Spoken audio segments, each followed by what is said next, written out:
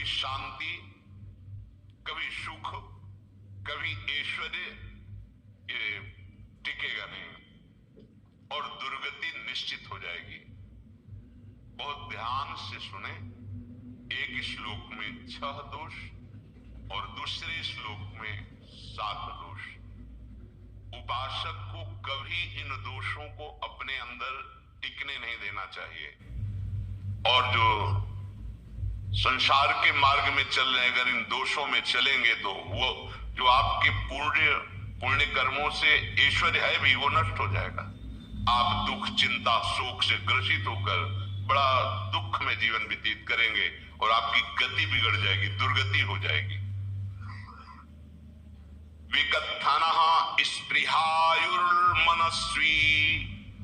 बिभ्रत् कोपम चपलो अरक्षणश्च एतान् पापाः षण्णराः पापधर्मान् प्रकुर्वते नो दृशन्तः सुदुर्गे संभोग संवित् विषमोतिमानि दत्तानुतापी कृपणो बलीयान् वर्ग प्रशंसी वनिता सुदिष्टा एते परे सप्तनशंसवर्गाः।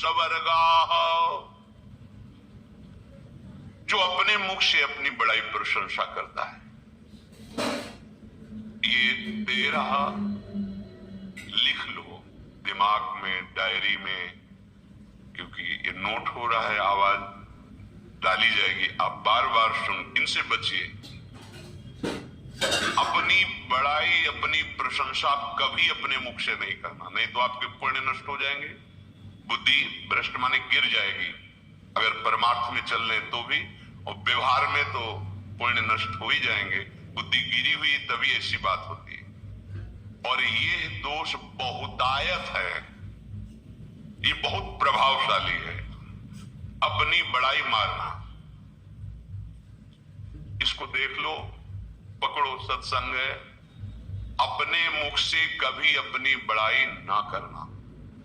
अगर कोई अपने मुख से अपनी बड़ाई करता है तो उसके सुकृत नष्ट हो जाते हैं, बुद्धि भ्रष्ट माने गिर जाती, पतित हो जाती है, फिर निर्णय ठीक नहीं। अगर हमारा सारथी, हमारा ड्राइवर मूड हो तो कहीं भी हमको गिरा देगा, तो वो बुद्धि भ्रष्ट मतलब गिर जाती है, निर्णय करने लायक नहीं रहती। अपनी प्रशंसा अपने मुख से करना। दूसरा, लोलुपता, ये वृत्ति नहीं होनी चाहिए। धर्म से चलेंगे, धर्म के द्वारा जो हमें प्राप्त होगा उसी से हम अपना भरण पोषण करेंगे। आपके बच्चे स्वस्थ होंगे, बुद्धिमान होंगे, परिवार में बहुत सुख और शांति होगी। भले दीपक की तरह जलो, बहुत काल तक रहेगी। लक्ष्मी जी भी आपके घर में बहुत काल, हम ये नहीं कहते कि बहुत नहीं, जितनी है बहुत सुख शांति से चलोगे। अगर लोलुपता करोगे, हिंसा, छल कपट, व्यभिचार, चोरी, ऐसे धन आ जाए, वो आएगा, लेकिन वो हाइलोजन की तरह आएगा, एकदम प्रकाश और फ्यूज, बिल्कुल अंधकार करके जाएगा। देख लेना, तुम्हारे जो सुख के हेतु है, तुम्हारा शरीर, तुम्हारे बच्चे, तुम्हारी पत्नी, तुम्हारा परिवार, उसको देख के तुम रात दिन जलोगे बिना आग के। ऐसे उनके आचरण होंगे, ऐसे उनके अंग होंगे, ऐसे उनके दिमाग होंगे, ऐसा उनका व्यवहार होगा। ये लोलुपता अगर उपासक में या किसी में है तो उसको नष्ट कर देती है। सावधान। तीसरा, यदि आपका अपमान होता है तो आपको उसे सहन करना होगा, उससे आपके पाप नष्ट हो जाएंगे। जो तनिक सा भी अपमान होने पर बहुत क्रोध करके दूसरे का अपकार करने लगता है, ये आपका पतन करा देगा, ये आपको फंसा देगा, हृदय जलेगा, अर्थव्यवस्था नष्ट होगी, पूरा परिवार दुखी होगा। जरा सा अपमान की संभावना में आप किसी से भी भिड़ गए, किसी से भी, वो ये प्रवृत्ति आपका पतन कर देगी। उपासक में तो अपमान सहना अमृत है, नीचा अपमानम शुदा, पर व्यवहार में भी ज्यादा उत्तेजित मत होइएगा।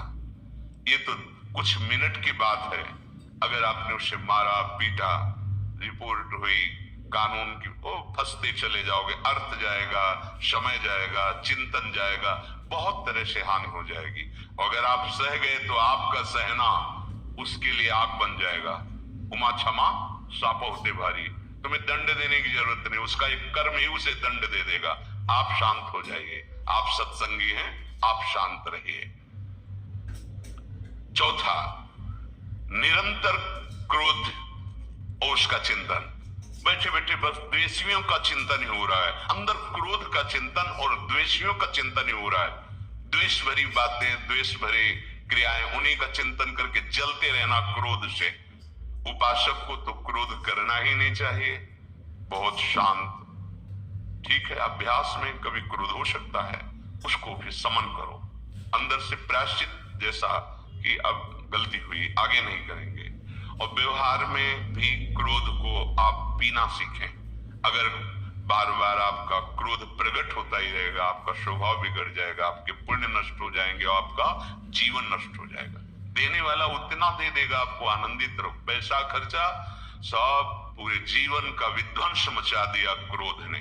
कहीं भी आप देखो, किसी से क्रोध करके देखो, फिर देखो तुम्हारा भजन चल रहा है, तुम्हारी वो आनंद वृत्ति है नहीं, जलोगे और वो जलन और गुस्सा दिलाएगी, और वो बैठे बैठे जलो नहीं। ये क्रोध जो है, ये चाहे व्यवहार में हो चाहे परमार्थ में, दोनों की हानि करने वाला है।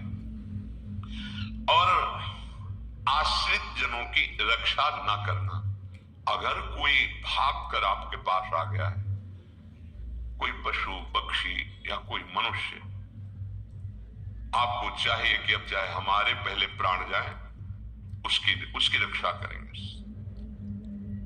सीवी जैसे तो कोई बिरले ही होते हैं, पर इतना जरूर ध्यान दें, जैसे कोई पशु पक्षी किसी भय से आपकी सीमा के अंतर्गत आ गया है, अब उसकी रक्षा करनी है आपको।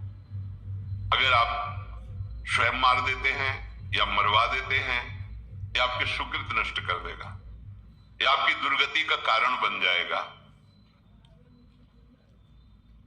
और जो पाप कर्म उत्साहित होकर करते हैं, उपासक को तो बहुत सावधान रहना चाहिए, पर व्यवहार में भी जो नहीं करना चाहिए, अगर वो पाप कर्म आपके द्वारा मन में प्रेरित हो रहे हैं, संकल्प बन रहा है, क्रियाएं हो रही है, दुर्गति पक्की, पुण्य नष्ट हो जाएंगे, दुख अशांति बढ़ती चली जाएगी, कभी शांति नहीं प्राप्त कर पाएंगे।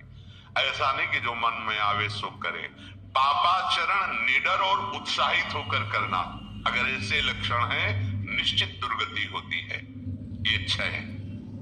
अपनी बहुत बड़ाई करने वाला अपने मुख से, लोलुपता, तनिक से अपमान में सहन ना करने वाला, निरंतर क्रोधी और आश्रित जनों की रक्षा न करने वाला, और निडर हर्षित होकर पाप कर्म करने वाला। दूसरे श्लोक में 7 है, 6 7 हो। 1, संभोग का ही चिंतन करना, संभोग में ही मन लगाना, संभोग दूसरी स्त्रियों के साथ करने की भावना रखना। संभोग पहला है, संभोग। रात दिन बैठे बैठे बस यही चिंतन करना, गंदी बातों का, गंदी बातें देखना, गंदी बातें सुनना, गंदी बातों का चिंतन करना। फिर अन्य माताओं बहनों के प्रति काम दृष्टि से देखना, कोई आ जा रही है, दृष्टि से काम भाव से देखना, भोग बुद्धि से देखना, निश्चित पुण्यनाश दुर्गति। बड़े बड़े उदाहरण इतिहास में हैं, जिन्होंने ऐसा दृश्य नेत्रों से देखने की चेष्टा की, मन में संकल्प किया भोगने का, नष्ट हो गए, चाहे वो कितने बड़े प्रतापी हो। ये दुर्योधन कोई साधारण थोड़ी है, भगवान व्यासदेव जी के द्वारा ही तो, भगवान व्यासदेव जी ही इसकी उत्पत्ति का कारण है। आप देखो, इतने महान पुलस्त जी ही उत्पत्ति का कारण है रावण की। बस ये ऐसे दोष हैं जिनके कारण जीव नष्ट हो जाता है।